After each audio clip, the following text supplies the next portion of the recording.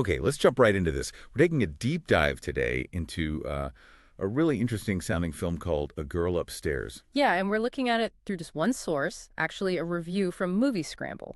It was written by Mary Munoz, published back on April 22nd, 2024. Right. So our mission here is basically to unpack what this review tells us about the movie. You know, the vibe, the characters. The plot shifts, and apparently how it kind of messes with your head. Okay, so the review kicks off with a really neat observation, doesn't it, about paintings in movies? It does. It says they're often, well, untrustworthy, sets a certain mood right away. Like Vertigo, Hmm. or even IT, those creepy portraits. Exactly, that kind of visual. There's just something about static images, maybe seeming to come alive, that feels uneasy. Yeah, that idea of visual deception.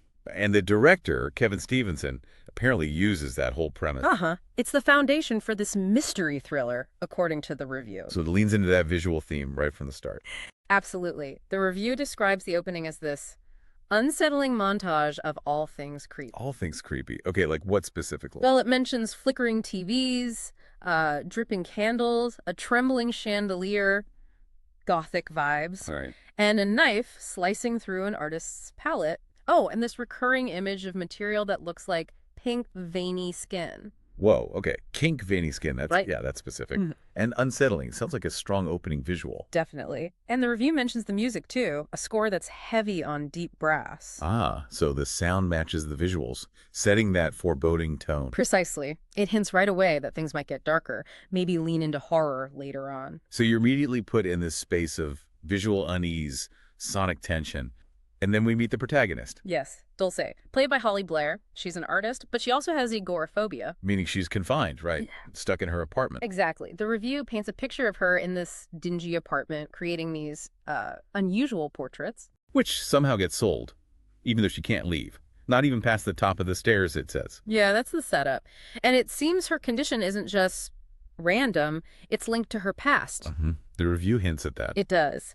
Says she seems haunted by her childhood, and you get these little glimpses into nightmares that might explain, well, why she is the way she is now. Okay.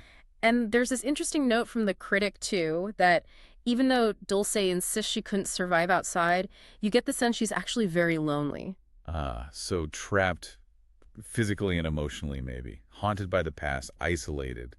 That's a lot. It is. Yeah. And the early part of the film, according to the review, really focuses on her life in that apartment. Right. The review describes her look, paint-spattered overalls, brush behind the ear. Uh-huh. And these angst-stricken montages of her painting, frenzied sessions. The review maybe had a slight issue with this early part. Just a minor critique. It mentions the film takes a little time to find its feet here. Felt a bit familiar, maybe? Like we've seen the struggling artist thing before. Sort of.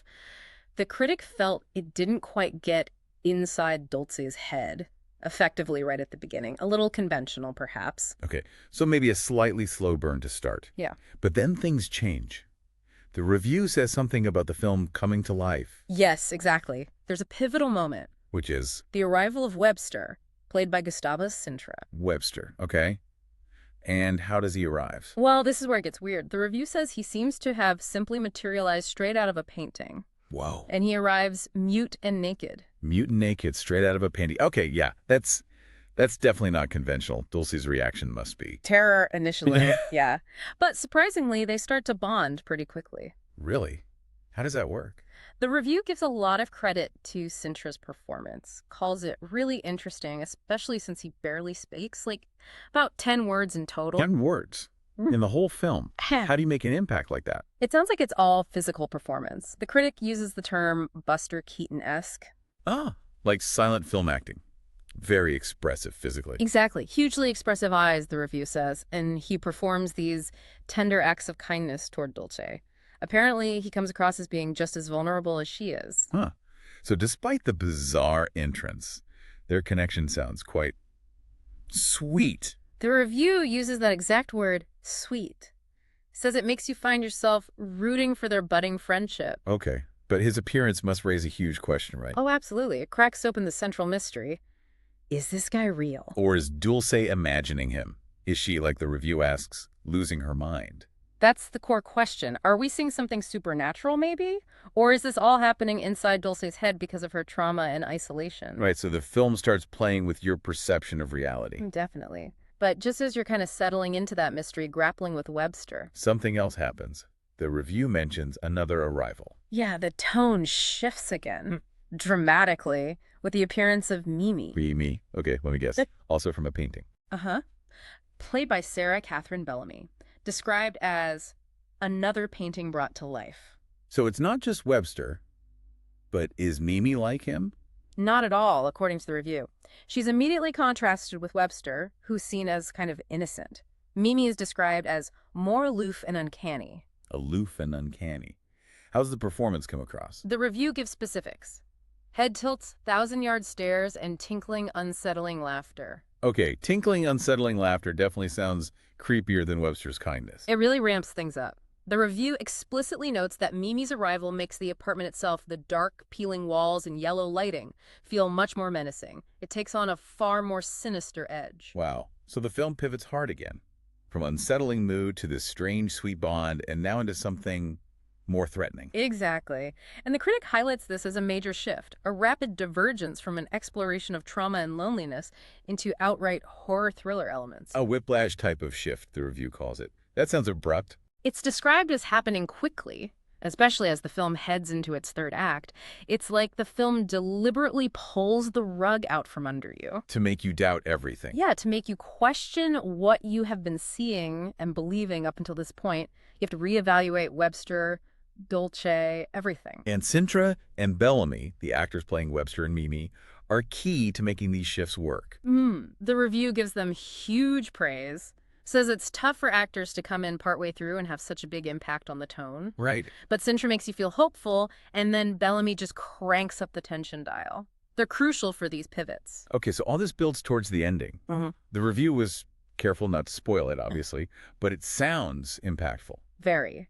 It says the ending is designed to throw you for an even bigger hoop. An even bigger hoop. Yeah. Apparently so well done, it might make you literally rub your eyes in disbelief. Like, wait, did I actually see that moment? Exactly, that kind of feeling. The review stresses how the ending really plays with your expectations. And forces you back to that central question.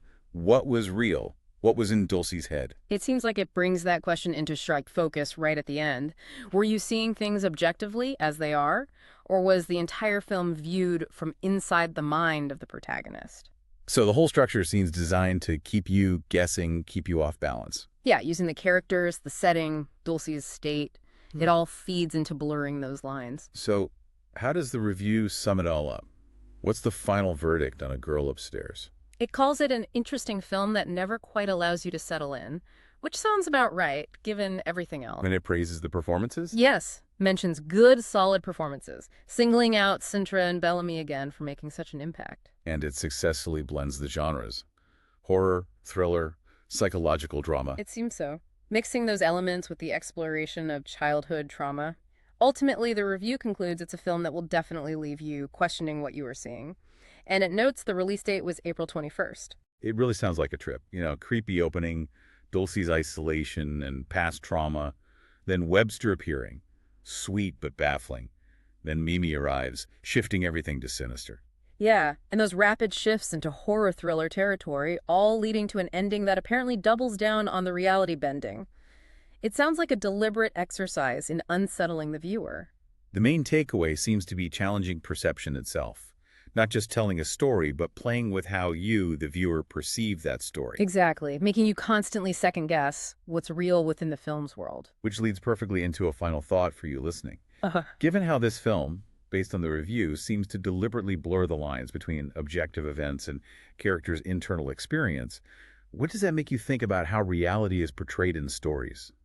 When a film or any narrative makes you doubt whether you're seeing things as they are or through a subjective, perhaps unreliable lens, what stands out to you about that? How does it change the experience?